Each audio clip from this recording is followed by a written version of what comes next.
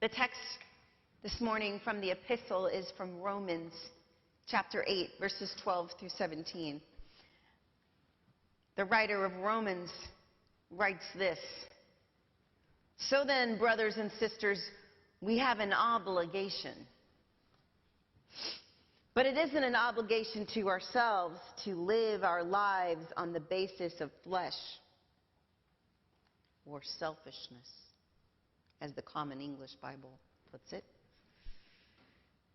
If you live on the basis of selfishness, you're going to die.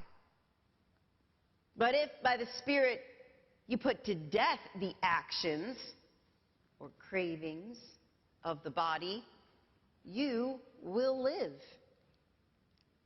All who are led by God's Spirit are God's sons and daughters. You didn't receive a spirit of slavery to lead you back again into fear, but you received a spirit that shows you are adopted as His children. With this Spirit we cry, Abba, Father. The same Spirit agrees with our spirit that we are God's children. But if we are children, we are also heirs. We are God's heirs and fellow heirs with Christ if we really suffer with Him, so that we can also be glorified with Him." May God add His blessing to the epistle lesson from Romans. Had a lot of Romans this morning. Romans in the creed that we read together, the affirmation of faith. Romans in the text for our sermon. And the fruit of the Spirit that I've chosen to talk about today is peace. And what I saw in this Romans passage, now you know I like to preach on the gospel because that's the easiest one to preach on because it's full of Jesus. That's where the Jesus parts are. But I see in this passage from Paul, this Romans passage, so much about how to live in peace. How to get peace for ourselves, peace for our world. And it's mainly because in the Common English Bible, the term flesh is translated selfishness. So usually, and if you've got the NRSV in the pew right there, you can look it up. It says flesh. And when we read it in terms of flesh, we normally think in our minds of sexual sin. This admonition to the Romans is not necessarily sexual sin. Or shall I say, it is not limited to sexual sin. But a lot of times it gets preached on and taught on that this flesh that's what that is. Because we can kind of identify and slide to the side sexual sin and sort of keep it as a prohibition for the church people.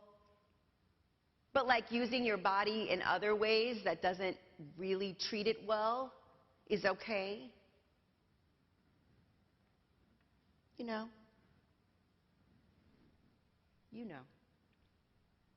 You know when you've done it to yourself by your own selfishness and your body rejects it. So it's not limited to sexual sin when we talk about the flesh. All selfishness is putting the flesh first. In other words, putting our base cravings first. Selfishness is the cause of all the major conflicts in the world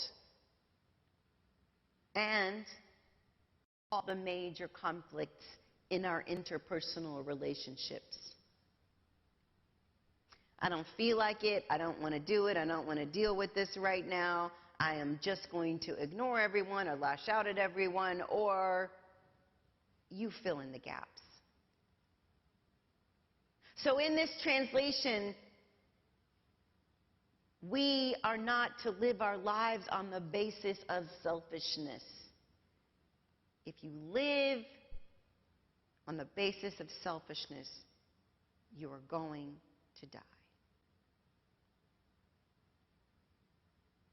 Think about it. If the world rulers were okay with sharing and thinking of others before themselves, how much bloodshed could have been avoided in our world? As we celebrate Memorial Day and we remember those who gave their lives for our nation, we remember the gardens of stone in Arlington Cemetery. We went last summer for our family vacation, and we visited Arlington, the Tomb of the Unknown Soldier, the changing of the guard, and all those neatly stacked headstones. It's really something everybody in this country ought to do and visit at least one time, because it changes the way you think about Memorial Day. But I know there are other things we'd rather do, trips to Vegas or maybe to Europe or doing something fun. Who wants to go on vacation and visit a cemetery?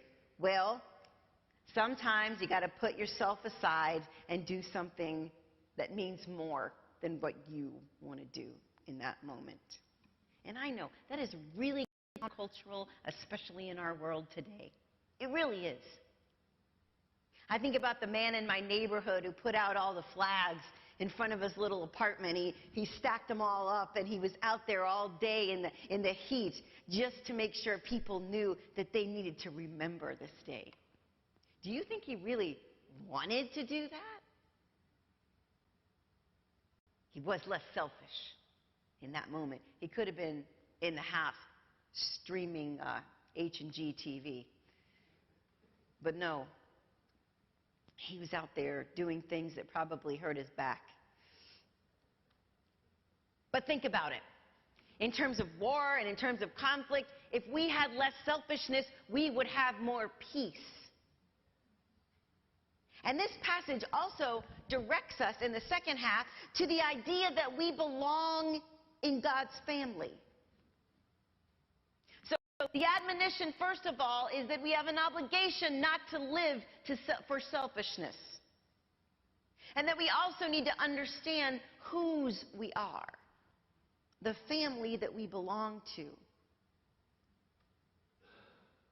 Because you see, an identity in God, as being adopted into the family of God, some translations say grafted into the family of God, as being sons and daughters of God, we are also, what does he say? We are also heirs, inheritors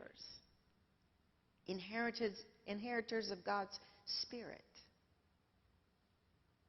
And I think what the writer is intending is that we should be made to feel that we are enough, just as we are. If we don't live in selfishness and we get this sense that we are enough, well, it all comes together. We can live the life that God had intended us to live in peace. We're foregoing selfishness, and we are understanding that in the family of God, we are enough. So there's no need for us to act like love is scarce. No need to lie and cheat and steal or to mistreat others or to close ourselves off for fear of rejection, because we are accepted and we belong to God, and therefore we walk in the world with that understanding. The writer says there's an obligation not to be selfish, an obligation to understand that we are in the family of God. But the world in which we live, the reality that we face every day, is that people are selfish and people are insecure. People don't understand that they are enough. People don't understand that love is abundant. They think that love and everything else in this world is scarce. And you have to grasp it, and you have to step on who you need to step on to get your piece, or else someone else is going to take it from you. This is the opposite of the mentality of the children of God who are inheritors to the Holy Spirit.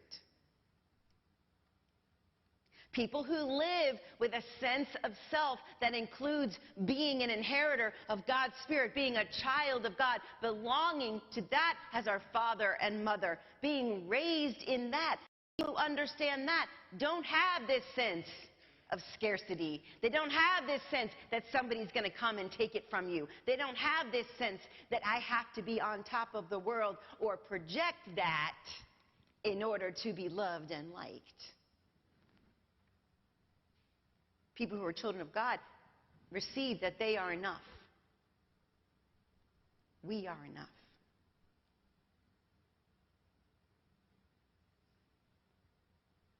We don't have to grasp at everything we think we need for life because we are enough. The root causes of injustice in our society and in our world, the reason why there is so much unfairness, there's so much taking what we can because we can and not considering the needs of others, is selfishness and insecurity. And this passage in Romans tells us not to live by our base desires, not to give in to the selfish first inclination. They should, Paul and Galatians should have put peace next to self-control. Because if we had less selfishness and we had more people who understood that they were enough in the family of God, we would have less conflict in our world. We wouldn't have taking what we can because we can and not considering the needs of others. We wouldn't have draconian ways of economics in our country. We wouldn't have this sense of, well, we're going to ignore that piece because it doesn't do anything good for me. In the country where we celebrate life, liberty, and the pursuit of happiness, one man's pursuit is another man's oppression. When our world becomes more just, our world becomes more peaceful. As we close our service today, we are going to sing a hymn together. It's not in your hymnal. It comes from the Faith We Sing. It's a hymnal supplement that the United Methodist Church has put together. And the title of the hymn is We Are Called. And it's a song about living in the light of God and being called to make the world a more just place. To stand firmly in the knowledge that you belong to God. And therefore, you don't need to be insecure or grasping at things. Because you belong to God. And then beside that is this idea that you're going to put someone else or the needs of someone else or the justice of our community or even the awareness building like my neighbor. You're going to put that before your own base needs. And you're going to opt for a generous and peaceful heart rather than selfishness. So I would invite you to join as we sing together, We Are Called.